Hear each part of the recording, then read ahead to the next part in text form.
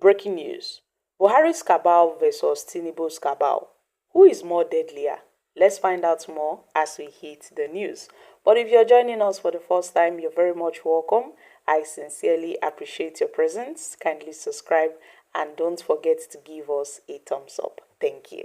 In a recent development, the former Youth and Sports Minister Solomon Dalong claimed that the cabal surrounding President Bola Ahmed Tinubu are more dangerous. They are far more dangerous than those in the government of Buhari. Guys, you would be shocked. Now, Minister Solomon made the claim during an appearance on Channels Television Politics Today program. And Solomon, who was a minister during Buhari's administration, said Buhari was a stranger in his own government as members of his cabals took over the ruling of his administration. He explained that the cabals in Buhari's government were not too educated, but those in Tinubu's government, they are sophisticated, they are ambitious, they are educated, they are, they are well equipped, sound knowledge of power of power dynamics. These guys, they know what they are doing. So Solomon Dalong cited the capacity of the members of the cabals around Tinubu to manipulate power, to build barricades around the president, and to stifle information and human traffic from the president. So Tinubu's cabals are very, very capable. They have capacity. They can do and undo. In July 2024, Tinubu, who narrowly won a keenly contested election in February 2023, was sworn in on May 29, 2023, and said he wasn't answerable to any cabal or money bag. Meanwhile, Dalong said Tinubu meant his words, which he said to the National Assembly members during the 2025 budget presentation. It was reported that the president, Tinubu, while addressing the joint session of the federal lawmakers, the joint session of the federal lawmakers, described the 10th NAS as the 11th NAS. When his orderly and curious voice of the lawmakers reminded him he was addressing the 10th NAS, he said he wrote 11th. Well, my country people, we know that controversy. That actually generated a controversy because Tinubu knows what will happen in 2027. Tinubu has disclosed to Nigerians what will happen in 2027. So we shouldn't expect anything more. We shouldn't expect anything less. Because 2027 is in the palms of President Bola Ahmed Tinubu and his cabals. They know the future. There's a saying that the future is unknown. But I guess in the case of Tinubu, the future is quite known to him and his cabals. The former minister argued that Nigerians may not be able to change the current government in 2027.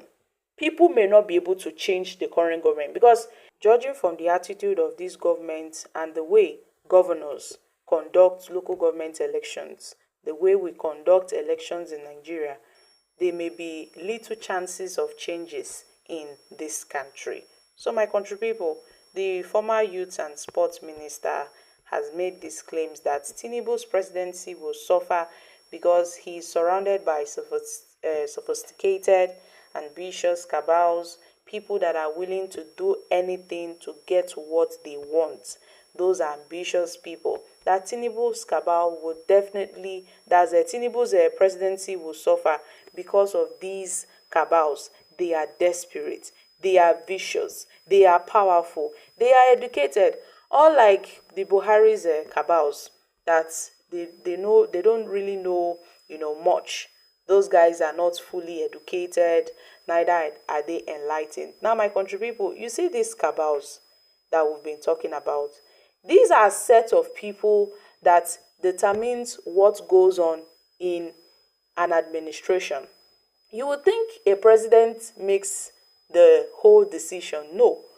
The cabals, sometimes, they tend to do things that even the president doesn't want to do, but they have to do it just to please those cabals. These cabals, they have influence, they have power, and they decide who gets things from the government in terms of appointments. They decide who gets what from the government in terms of appointments, contracts, and other, things. And in some extreme cases, they even do a lot in the name of the president without his knowledge. They do a lot in the name of any office holder without their knowledge. Each administration has its own cabal. The President Goodluck Jonathan's tenure, it has its own cabal. The former President Muhammad Buhari's cabal was more pronounced because a lot of names popped up as cabal members in Buhari's administration, like the late former chief of staff Abba Kari, the nephew, the president's nephew, that Mamom Daura, his private secretary, and another of the president's nephew, Tunde Yusuf. So many persons' names were mentioned, including the former secretary to the government of the federation, Babachir Lawa, and the former DG of the DSS, among others. These guys were cabals. Even Buhari's wife was also a cabal, because when they popped up the list, we saw names of cabals. Buhari's wife, Aisha Buhari, was also a cabal in Buhari's government. So you see, all these things are not new in the Nigerian setting. They are not new. Now look at Tinubu's cabal. We know, at least we can pinpoint some persons that we may say are part of Tinubu's cabal. The emergence of President Bola Ahmed Tinubu comes with a new set of cabals in the person of the Chief of Staff, Femi Gabajamila, who appears to be the face of the current cabal. The face of the current cabal. There are other persons who are there that we may not know, but then that doesn't mean that they don't exist. They exist. President Muhammad Buhari's government was said to have been allegedly hijacked by cabals, which controlled access to him. We heard a lot of stories back then. Even now, they are still saying it. Even now, they are still saying it, that Buhari's administration was hijacked by cabal. Although back then, he made some statements to dismiss those claims that his administration does not have cabals. But then, this is just the trend. So my country people, this is coming from Mr. Solomon, who has made these allegations over some powerful persons, some sophisticated persons being in Tinubu's cabal, and how it would destroy Tinubu's presidency. How will this happen?